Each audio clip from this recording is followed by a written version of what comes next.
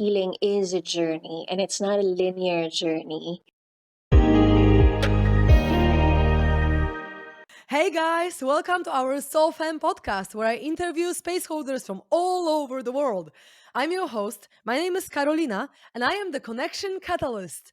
I help spiritual entrepreneurs experience deeper connection with themselves, with others, and with the universe. Today on the show, we have Ea Torrado, the tarot reader, the Reiki healer, and the performance artist. Welcome to the show, Ea. How are you doing? Hi, Carolina. I'm doing well. I'm very inspired by your high energy, and thank you for inviting me here in the Soul Fam podcast. I'm just so happy to be here.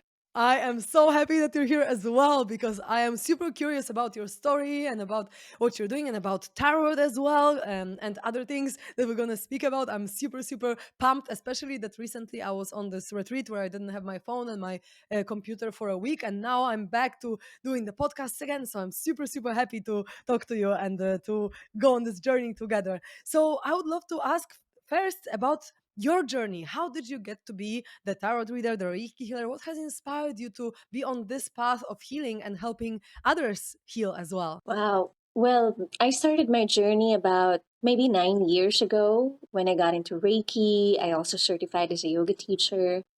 I started to see a tarot reader who eventually became my tarot teacher. And while I was doing that, I was in my mid 20s and just a lot of feeling of being lost and being depressed and just feeling a very deep emptiness that I can't put my finger on. However, while all of that is happening, I was also winning awards as a Filipino choreographer and a dancer, and I had a dance company, and we're touring in different, cities and both here in the Philippines and also abroad. So from the outside, everything looked nice. Everything is a manifestation of what I was dreaming of, years back. And so that feeling of depression and emptiness was really surprising for me because in my head, everything that I wanted in my life, I'm living it and I have it, and I'm healthy and everything's well. Um, but why do I feel that emptiness and that depression? So that's kind of how it started, and tarot reading, energy healing, and all these stuff. I kind of really just continued on and on. However, it was a different life, more of a life that I'm living inside the closet because I live and work in the Philippines wherein we are predominantly Catholic. My family is very devout, Catholic, and religious. And in the arts world, wherein that's where my profession is, as an artistic director and choreographer and a performance artist, it just felt like a lot of the work that I do, we were relying here heavily on philanthropists and that kind of institutional support. And the philanthropists who were helping us were also very Catholic and very religious. So for a good maybe 7 years, I am ashamed of the fact that I'm doing these things, afraid that other people are going to find out, and at the same time really experiencing such deep healing like on a soul level but couldn't share it with anyone. Yeah, however, the pandemic hit. I moved out of the big city, main city that is Manila. I moved closer to like a farm and sea, and I'm now here in La Union since the lockdown started in March 2020. And from there, there's just this huge download from nature, from above, from other planets, from wherever, from my deep intuition that's just saying it's time. It's time that I heal that shame from what other people are going to think or say. It's time that I expose this part of myself because the tarot and the energy healing and all of that had given me such deep healing. It would be so selfish to not share this with the world at this time where a lot of people are needing mental and emotional health support because of the lockdown. So, yeah, it's only 2 years ago that I started really going out online and promoting my work as an energy healer and offering it on Zoom, offering it in person sessions, and all of that. Mm.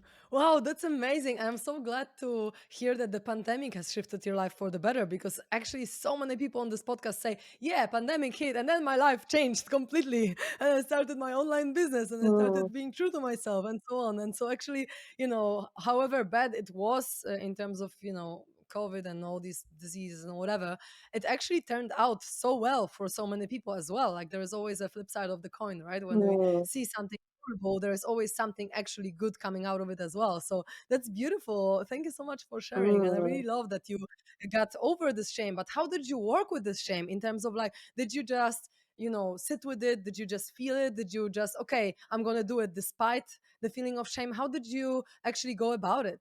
Oh, that's a really good question. I would say that it's before the pandemic hit, and I formed a dance company here, a contemporary dance company called Daloy Dance Company.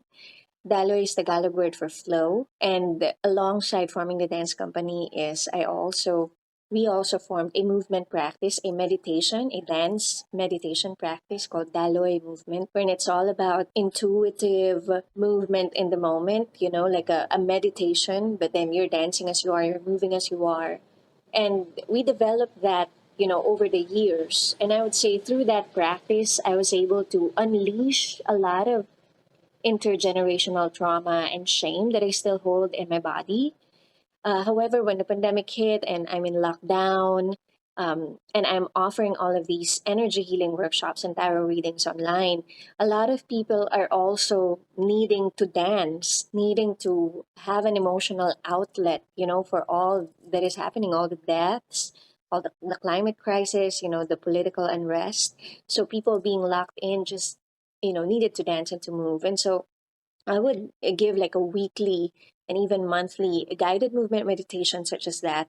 And I would say it's over time, it's an accumulated unleashing, unpacking, and getting over that shame that I still hold in my body.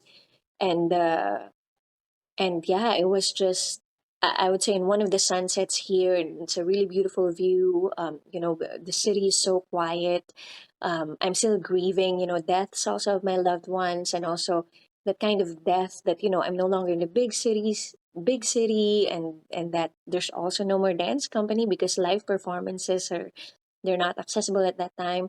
So it was just a really strong download that it's time for me to walk the talk, practice what I preach. If I'm asking other people to unleash the shame in their bodies, it's time that I do that as well and see how that could manifest outside of the dance practice or the meditation practice or on the yoga mat, but really like in life, in my everyday life. And that's when I said, okay, that's it. I'm gonna offer these medicine, through tarot, through energy healing, through dance, to as many people as I can. That's amazing. And I'm really glad that you're doing this because you've probably helped already a lot of people release their shame or release any other emotion. Through movement, we can release so much, so much. I've been on this training recently and we did the Osho dynamic meditation every day where we were shaking the body and then dancing and then sitting in meditation and laying in meditation. And it was a perfect start of the day, really, because you already like shake off so much just shit from your body and you can step into the day with completely fresh energy. So beautiful. So it was such an amazing practice. I really believe that movement is one of the most amazing medicines because it's also so enjoyable. Not every medicine is so enjoyable as moving your body. I feel like it's actually fun. And shadow work or Yeah. inner child healing or whatever, it's usually very unpleasant. So we might as well combine something that is super pleasant with something that is Yeah. maybe not as pleasant. Right? So that we can have this beautiful balance of healing. Yeah, I'd also like to add that there are moments also in the dancing when it's not also always fun. Like, there are we've had some workshops where the themes are, reparenting the inner child or releasing rage. So we've had, several dance practices also wherein it's being able to experience these complex emotions and having an outlet to release them. And then also some other which are more like, dance parties and like get wild, move as you are, and really free the body, liberate the body. So I'm so happy that yeah, that this is also up your alley. And you're also putting up an app, the SoulFam app.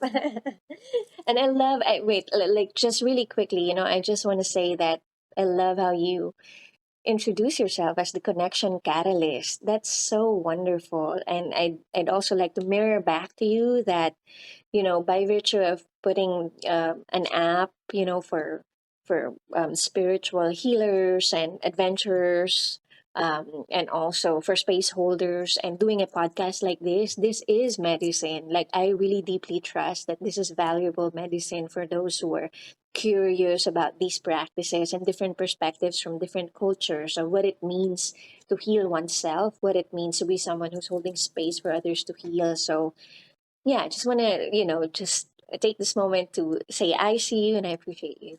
Oh, thank you so, so much. It really warms up my heart so much.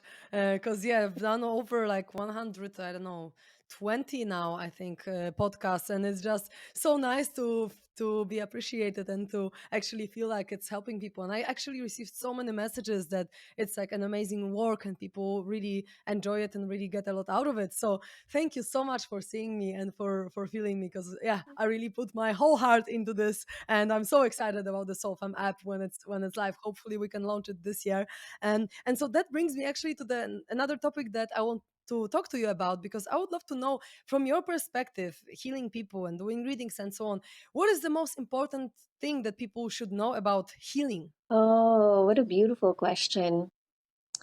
I would say one of the most important things to remember is that it's unlike, in Western medicine, when you pop a pill and immediately, like, there's a result, or the pain is not there, the discomfort is not there. I would say that healing is a journey, and it's not a linear journey.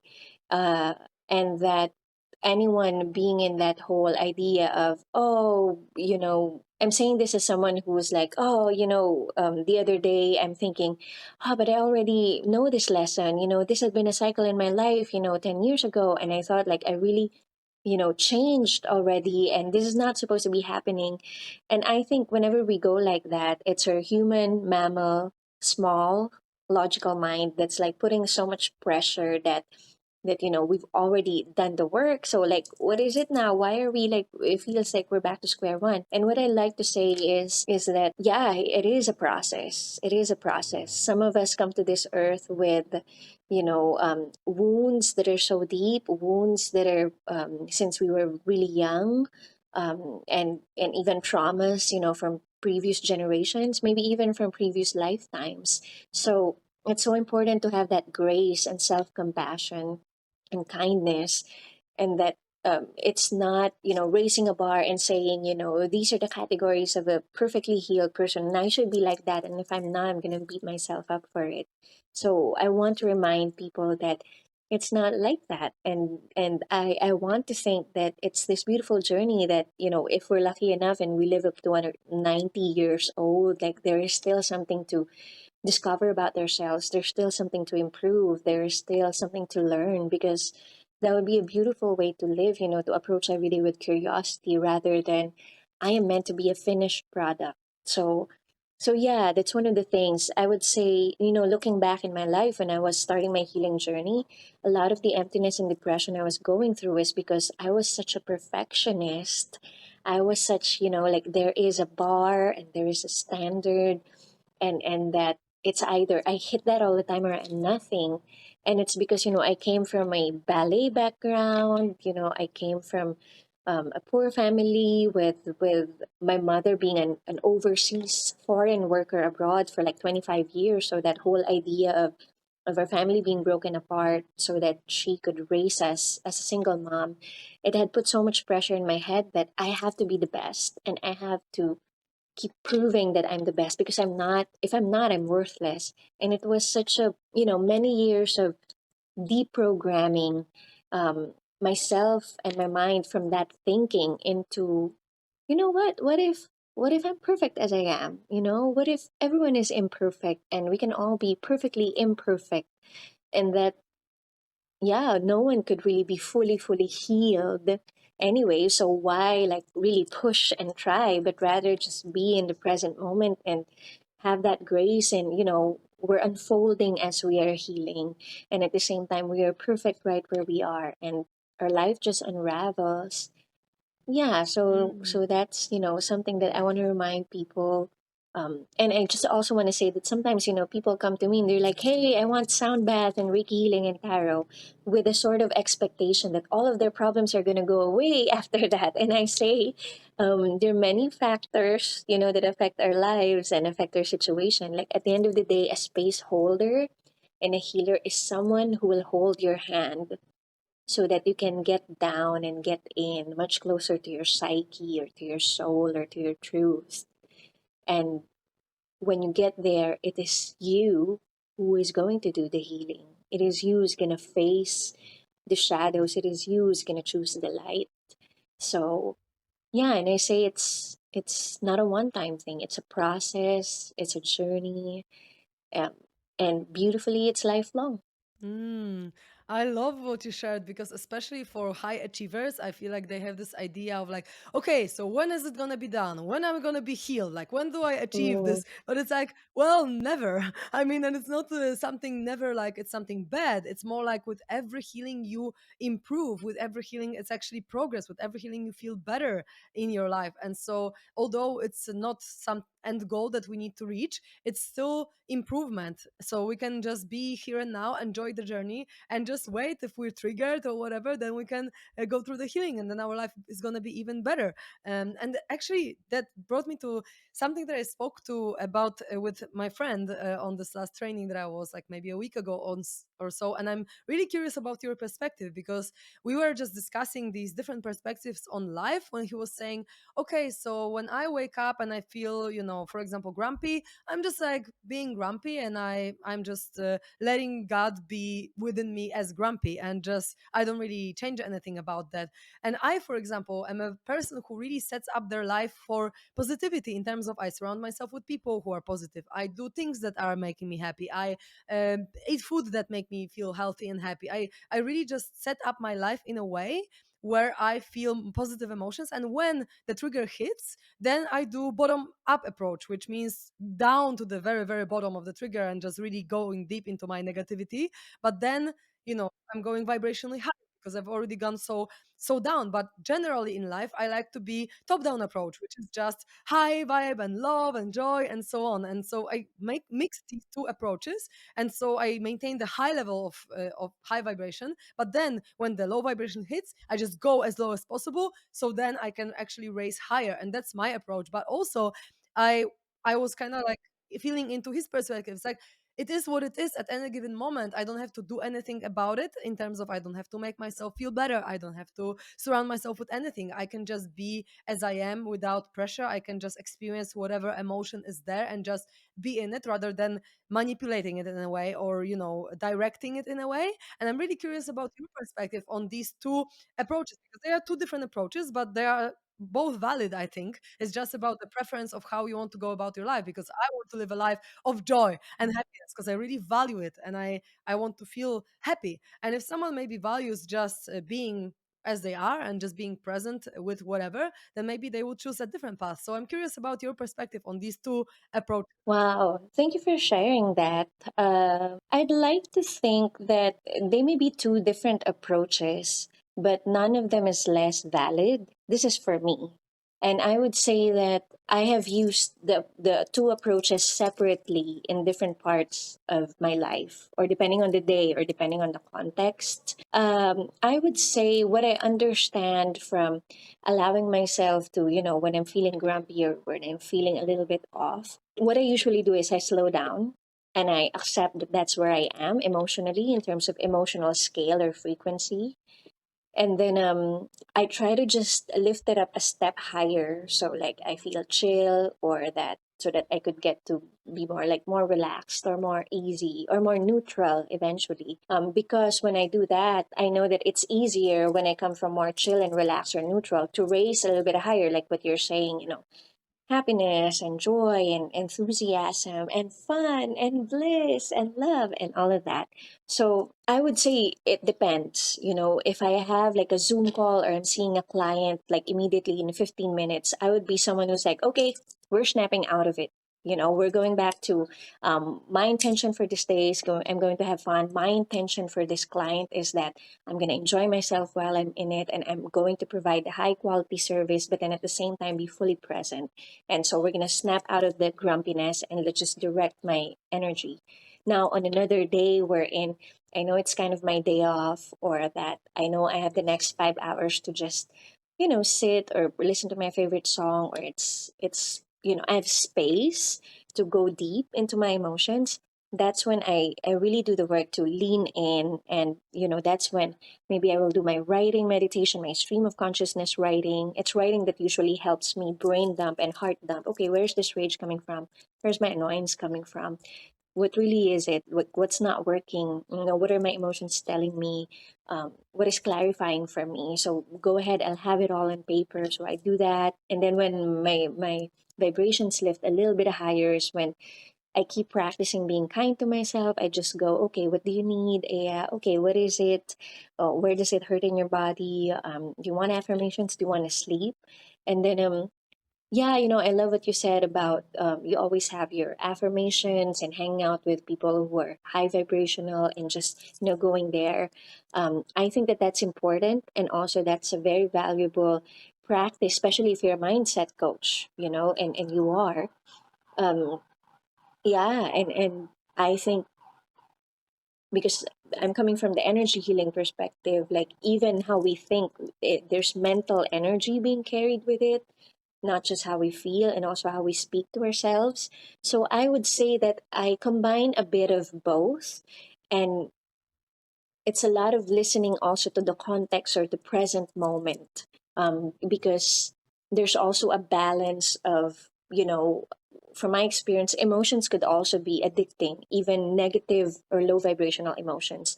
That sort of, I'm so miserable, I feel some misery, and then I commiserate with my friends. And the next thing you know, I'm hunched down, I don't want to work out, I don't want to eat well. So there's that end of that spectrum. And then the other end, which could also be, no, we're always just happy and high vibrational and fun, that it's almost like denying the full complexity of what's happening in our body and our being. So I would say kind of do a combination of both approaches and listen in to the context of what would be best. Oh, and also last thing I want to share, like for me, I'm trying this out in the last 5 days. I listened to a Teal Swan. Teal Swan is a spiritual teacher, and I found her on YouTube. She is my number one mentor. Yeah, Tia Small, like she's amazing, right? And then she had there's an old video, maybe 7 years ago, and then she said, just try it out for the next 21 days. What will happen if every decision you make, big decision, small decision on the everyday, you're always asking yourself, what would a person who loves herself do? And I'm like, that's so amazing. That's so amazing. So, like just 2 days ago, I was like grumpy in the morning, and I just paused a little bit and I just said, okay, what would a person who loves herself do, like right at this moment? And I took a walk, and and then like the impulse to just listen to my favorite music came. So there's that combination of, I'm not denying my grumpiness, I'm riding it, but I'm also slowly steering myself to the direction of, lifting up a little bit higher. Mm-hmm, mm-hmm. That's amazing. And I love what you shared of Teal Swan. She's actually like my absolute number one mentor. I studied with her both of the modalities that I'm using now, the completion process. I'm a completion process certified practitioner, and I do parts work as well that I learned on the workshop with her. So like I'm just her biggest fan. I have like frequency products everywhere.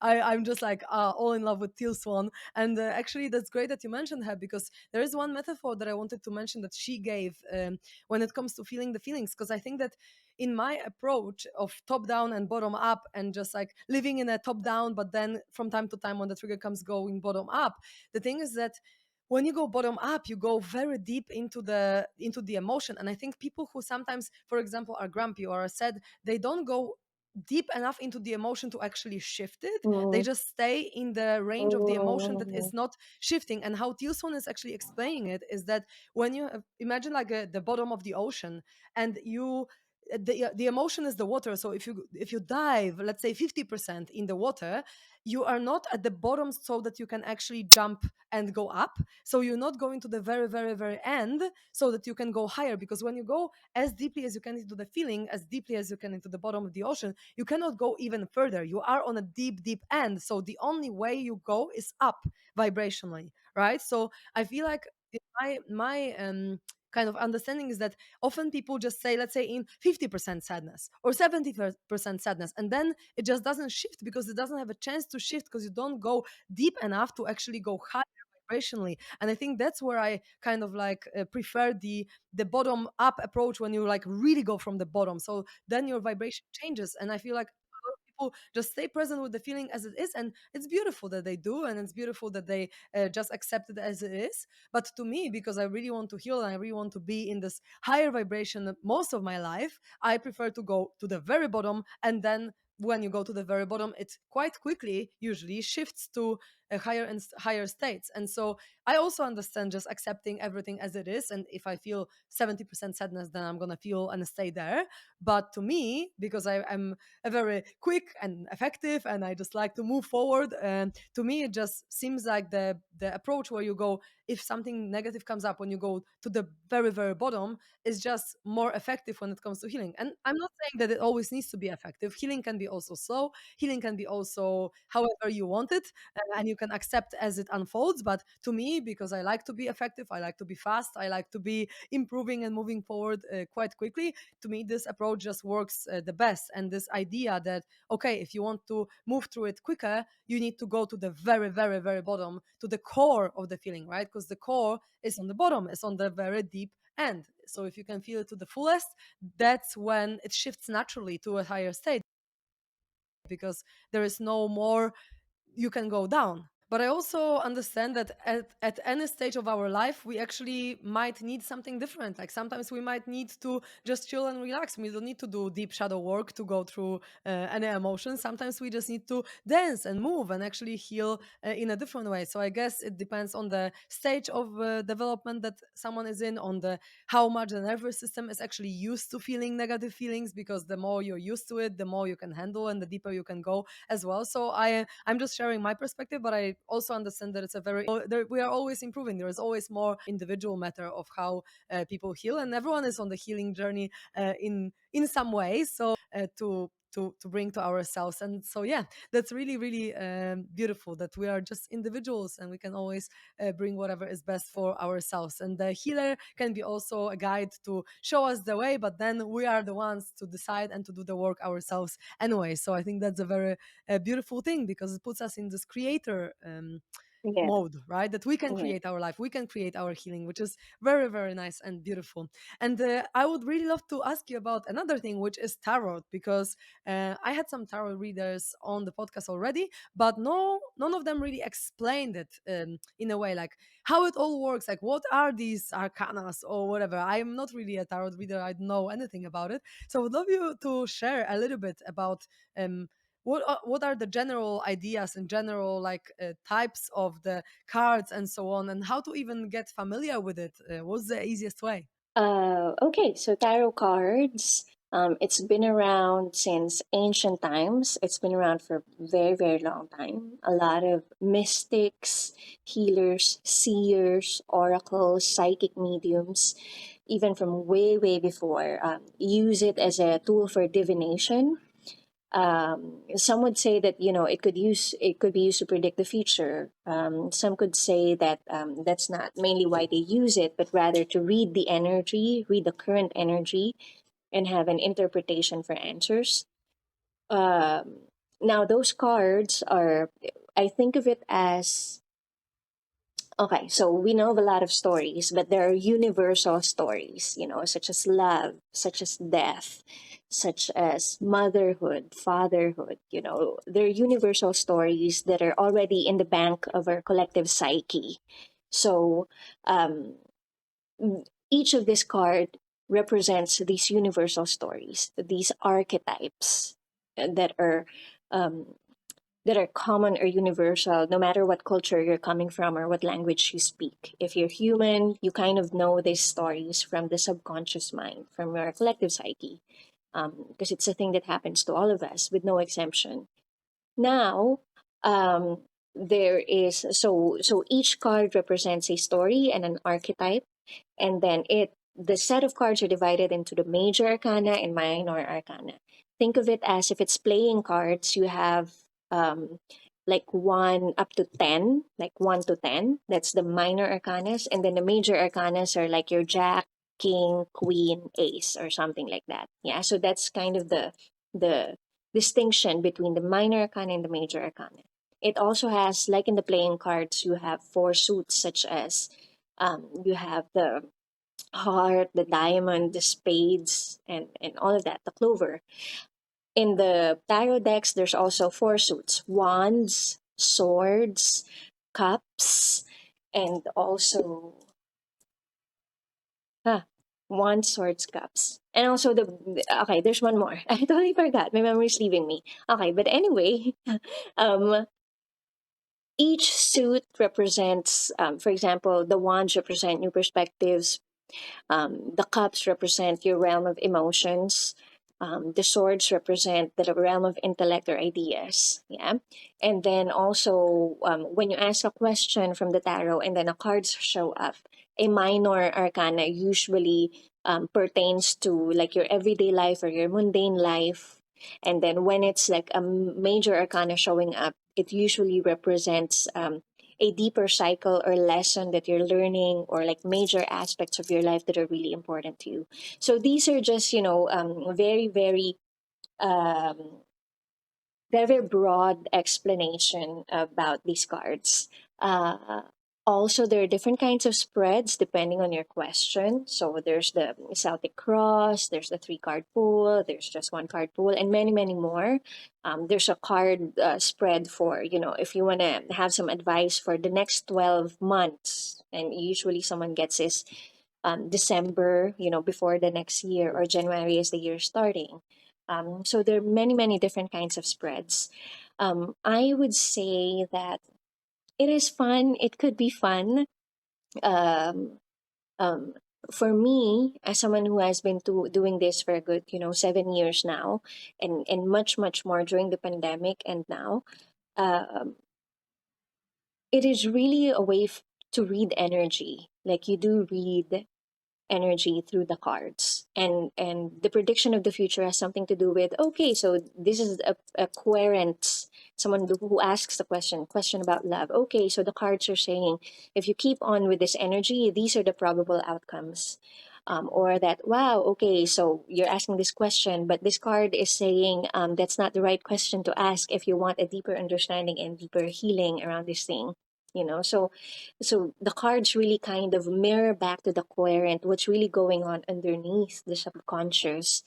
Um, yeah, another thing, there are many lineages, like yoga. We all know yoga because we already have an imprint in our heads what it looks like or where it comes from, but it has different lineages. And different lineages teaches yoga differently, and it's the same with tarot. It depends on whose lineage you come from, how your teacher or tarot master had taught you or passed down it to you. And also, some really read the tarot from a very logical point of view, that's just reading the interpretation of the cards visually. And then some, like me, I read the tarot very, very intuitively. And it's through the cards and every tarot reading that I also use a lot of psychic mediumship and channeling of the querents, angels, and spirit guides. And the angels and spirit guides' answers come to me in a clairsentient, clairaudient, and also ways, and also through the card decks that show up. So yeah, I would say like that's just, a very basic information about tarot cards. In terms of choosing your first tarot deck, I would say if the tarot cards is something that resonates with you, go to a tarot or crystal shop or go online and just browse through, follow your intuition. That's it. Follow your intuition in choosing your first deck. Um, yeah, it is, a beautiful journey. Even if you just have a tarot deck and then you pick one card a day, write a little bit about it, really see the colors, really see the shapes, interpret it in a very intuitive way. If you do that, in the next couple of months, your own intuitive ability to connect with your cards and to read cards is going to heighten and get better. And it could be a fun and exciting tool to give you guidance around, small things that matter to you, or, big things. Maybe that's a new business or a new lover, or should you break up with a friend or a romantic partner? Should you move cities? Um, it's always a matter of connecting with the cards and yeah, and connecting to, okay, higher self, okay, angels and spirit guides, okay, cards, what do I need to know today? What message do I need to know today? And that's a simple practice if you're beginning with the tarot. Amazing. Thank you so much for sharing. It seems like there is a lot to know about tarot cards because there is a lot of them.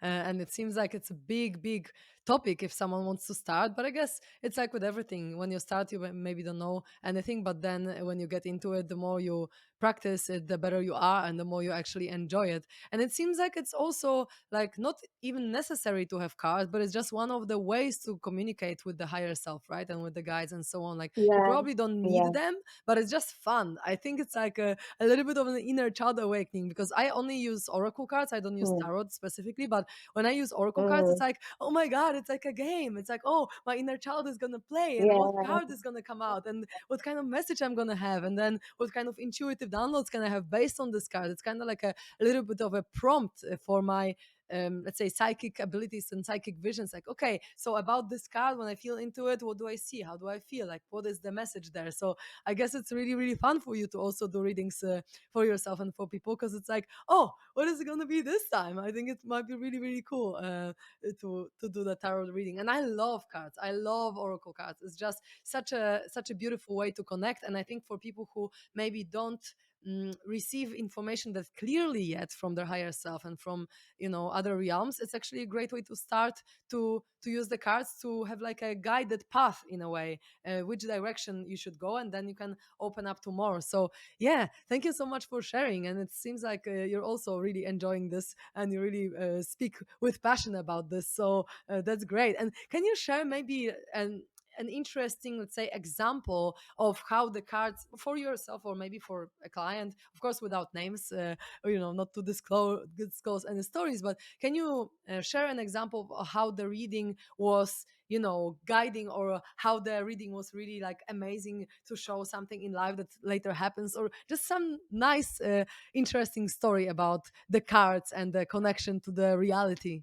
You know what? That's a good reminder. I haven't fully, I usually hold space for other people. I'm the one who reads cards for other people. And I had many wonderful experiences around that. It usually feels like when I open that portal or that session, I would just be doing channeling work. And most of the time when I close the session, I don't remember everything. I don't remember most of it. So that's one, one interesting thing about it, being a reader and a channeler. But I also, caregivers need someone to also give them care. Space holders need someone to also hold space for them. So what I do is I reach out to some tarot readers who are friends, and they read the tarot for me. I remember, I think this was just this year that I had a friend read for me, and she's a good tarot reader. She's one of our neighbors, but she just moved here from the big city as well. And her name's Nika. Yeah, she simply told me, I asked, okay, I want to ask about, I want to put up a YouTube channel, I have this curiosity in my head. What will happen if I put out content on YouTube once a week, every Tuesday night? Like, what will happen after 1 year? What will happen? And is it okay? Is it sustainable? Should I do it? You know how when we kind of have dreams, whether they're small, they're mid-sized, or they're big, our mind immediately goes into problem solving mode and trying to see, is it feasible, is it logical, is it practical, can I sustain it, and all of that. It just tries to piece the puzzle together, and then next thing you know, it's 6 months after and you haven't done a thing. It's like some form of analysis paralysis. So I asked the cards and I asked her, yeah, and then it showed up there. I remember it um very specific, like it's the star card in the tarot, and it's this woman who's fully naked, and then on her bowl or her cup, like she's pouring on one hand towards the river, and also on the other hand, she also has another cup. So it's this easeful and graceful, and then one foot is on the water and one foot is on the land, and it's just this easeful and graceful message of, yes, it's time to be vulnerable, yes, it's time to dream, yes, it's time to, you're doing all of this spiritual work but also grounding it by participating in the world, in the 3D reality, in a way that supports you and supports others. And that it was a yes, it was just that, yes, do it. Yes, you're ready. Yes, just it's time to start, and the help you need and the resources you need are going to come to you. So I remember that, and I was really happy about that, and that was like, okay, I'm gonna do this, and I did it, and I now have a YouTube channel, but it's only been there for 2 months, so I'm still in the mode of, yeah, producing once a week, and I'm happy. I'm reaching 37 this year, and it's like, wow, you can be in your mid 30s and dream new dreams and actually fulfill them. And me realizing that a lot of the times the dreams that we execute, that we walk towards to make come true, they really don't need that much money. They just really need that energetic alignment, that spiritual alignment to say, this is something I can offer. This is something I'm good at. This is, all the signs are go. I'm gonna go, and I will never really know what's on the other side of my fear anyway. So I'm gonna go. So I went. Mm. That's beautiful. Whoa, thank you so much for sharing that. And so is your YouTube channel your name and surname? Yes, Ea Torrado. Yeah, still the same. Perfect. Perfect. All who listen, check this Thank out. And you. what are other ways to contact you if someone really vibes with you and would like to maybe get a reading from your healing? Oh, thank you. My website is www.eatorado.net, and I'm also on Instagram and Facebook as at Ea Torrado. And then, yeah, thank you so much for this, Carolina and SoulFam. So happy to chat with you. I hope to see you in person.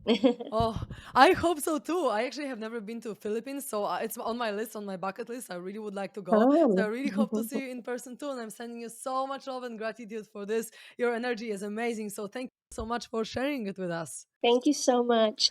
Thank you, thank you, thank you for listening, beautiful souls. I am the Connection Catalyst on Instagram. If you'd like to find me, contact me, ask some questions, or just connect. I'm the Connection Catalyst, so I'm all up for it.